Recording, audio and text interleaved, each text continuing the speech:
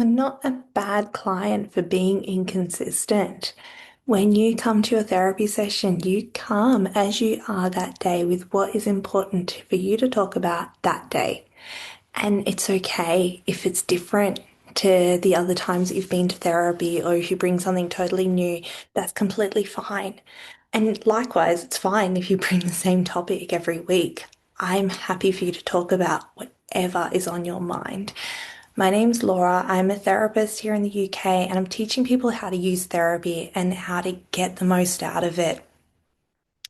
So, when you come to therapy, sometimes it can feel like you're expected to act in a certain way. Maybe first few sessions you've cried and you haven't opened up like that in a long time, and so there has been a lot of emotions. But most sessions you're not going to cry. It doesn't happen every time.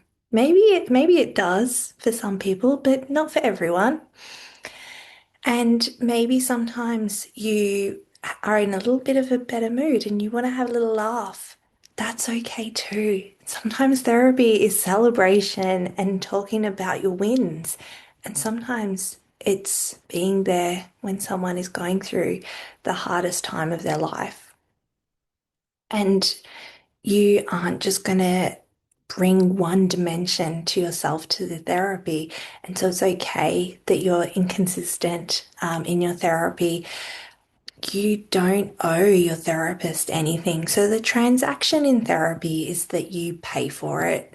So the therapist is responsible for looking after their own emotions, doing their self-care, taking on the clients that they are able to work with ethically. Outside of making sure that you're paying for your sessions, you don't have to do any of that work for your therapist.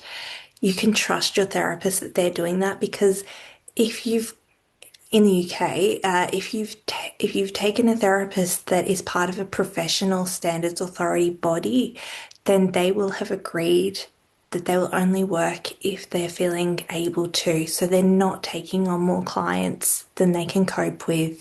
And it is a bit of a difficult area because people have to balance finances and work.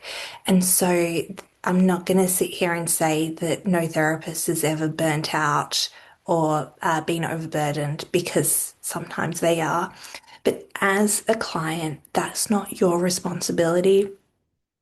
So you pay for the session and you don't take any responsibility other than that to take care of your therapist because the reason why therapy is expensive is because maybe you feel like you're paying for an hour, but I promise you, your therapist is not working 40 hours a week at the intensity that they are in that session.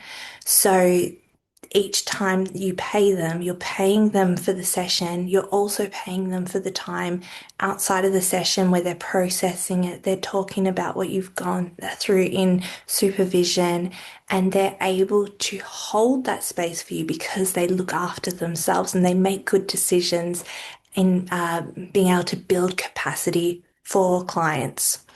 Now, when we start to think of ourselves as either the ideal client or a bad client, what we're doing is we're judging ourselves. And we don't want to bring that judgment to therapy or to carry it throughout our lives because the judgment is actually a condition of worth. I'm only worthy if I prove to my therapist that I'm making progress, or I'm only worthy if my client thinks that, sorry, if my therapist thinks that it was worth me taking their time.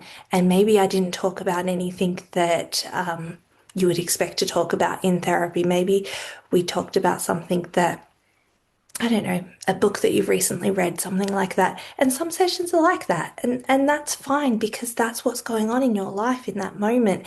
And there's no judgment from your therapist of whether that was a good use of their time or not. Because if that's what you wanted to talk about, great. Sometimes you need to process what you're doing in your life, such as, the book that you've just read. And in regards to progress, you don't need to impress your therapist or do anything to make your therapist think that you're doing better or worse than what you are. Your therapist wants you to be honest with them, and they're going to be there supporting you, caring for you, whether you're making progress, whether you're, if that's a judgment, not making progress. But wherever you're at, if you're bringing the same topic every week and you can't seem to move from it, the therapist isn't going to be judging you for that. The therapist is going to be trying to figure out why is it that you're stuck? And there is something that is not yet available to you. It's outside your frame of reference. And the therapist might be able to identify it already, but they don't want to bring it into the session until you identify it. Or if they can't identify it, they're still searching with you, trying to work out what's going on. And so, what you might recognize is that there's no judgment. Whether you're progressing, whether you're not progressing, you don't owe your therapist anything.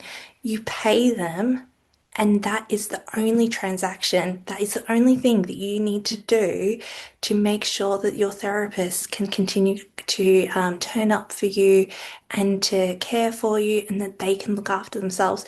And if you're getting therapy for free because you're using the NHS or maybe you're going to a charity, then you can check in with your therapist and ask them.